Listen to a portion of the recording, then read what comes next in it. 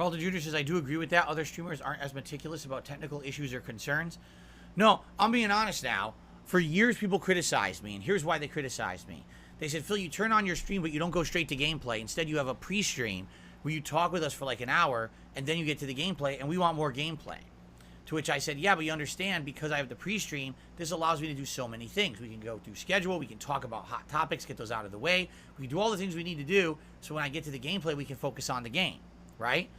So after a while, people said, that's fine, but we're complaining because you're not calling it anything. You're just saying it's the stream, and we joined the stream thinking there's gameplay. So I said, all right, we're going to make a podcast. So about a year and a half ago, we started the pre-stream podcast, which is now called the Level 1 podcast for about a year, right? And since then, the podcast itself has an audience. So does the gameplay. So it's good because now we've separated those segments. I'm not kidding you.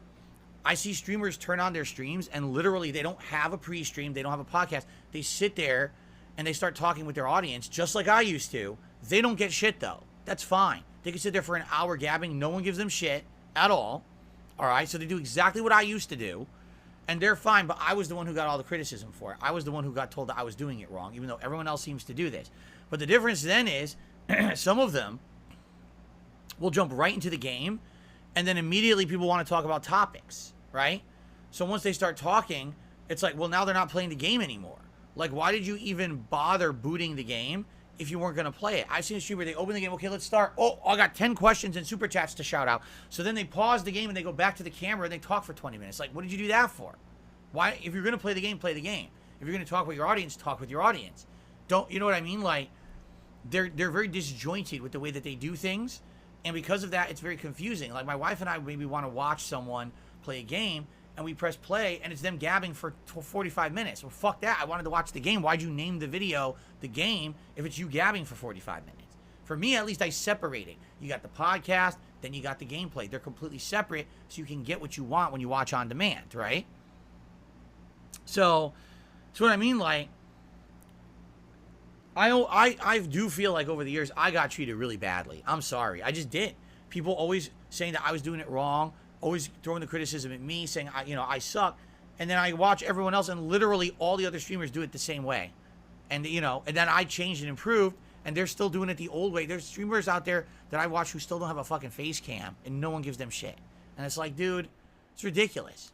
I had to put up with all this stuff being told how bad I was when everyone else got away with it, right? So, in truth, it wasn't that Phil did it wrong. It was that we just don't like Phil and we want to stay here and crap on him because of This Is How You Don't Play, making it viral to shit on Phil. Because that's exactly what it was. It was, people just want to shit on me because it was funny to shit on me. Not because it was meaningful, not because they were being constructive, just because they were assholes. And they wanted to be assholes to me, and it was funny to be an asshole to Phil.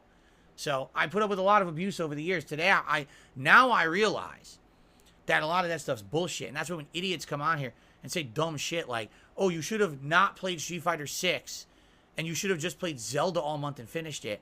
I say, you're a fucking moron. Like, wow, that's tremendous stupidity. And I will call you out on your tremendous stupidity because that's not constructive criticism. That's idiocy. Oh, let's see here. I got a $2 tip.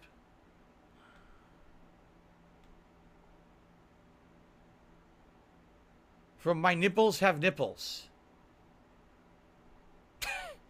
I remember stories of the mall and the fast food job that you worked there that was a health store. Do you miss the place? I wonder if the owner still owns it. No, I've already told you the follow-up story to that. I guess you don't remember it. And by the way, there's no way I'm saying your name is My Nipples Have Nipples. You're an anonymous tipper.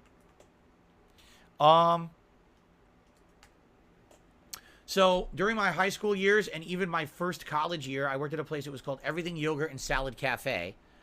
It was one of those fad health food stores that erupted in malls in the 1990s. We sold fresh salads, panini sandwiches, frozen yogurt, smoothies, Frosties, and some beverages, stuff like that. Okay? It was supposed to be healthier than the other food in the mall, but it really depended on what you put in it. Sure, if you're eating a lean salad with a light dressing, it's fine. But some of the people that went in there and got, oh, I want the chef salad that has, turkey, ham, and cheese in it. By the way, I want bacon bits in there. Please give me 2 to 3 giant scoops of chunky blue cheese dressing. It's like, You just ate something that's worse than McDonald's, and you think it's health food. Out of your mind, right? But anyway, I worked there for many years. And the job was my first job, and I enjoyed it. But what ended up happening was, I moved on from it, of course. I went on and did other things. I started working in places like Circuit City and stuff like that. The owner ended up having to get rid of the business. He closed it because the cost of food increased so heavily in the late 90s to early 2000s. Jasper Kitty, say hello. He never looks at the camera. That basically it became uneconomical to operate anymore. He was like, the profit margins have dropped off so badly on this store that I'm not really turning a profit anymore. So he closed the health store and he opened a Taco Bell. Yes, and to this day, I mean, from what I'm to understand, he still owns a Taco Bell in a mall in Connecticut. I think he does. His family owned a chain of these everything yogurt stores, and he closed them all, and then he opened up a bunch of Taco Bells. Yeah.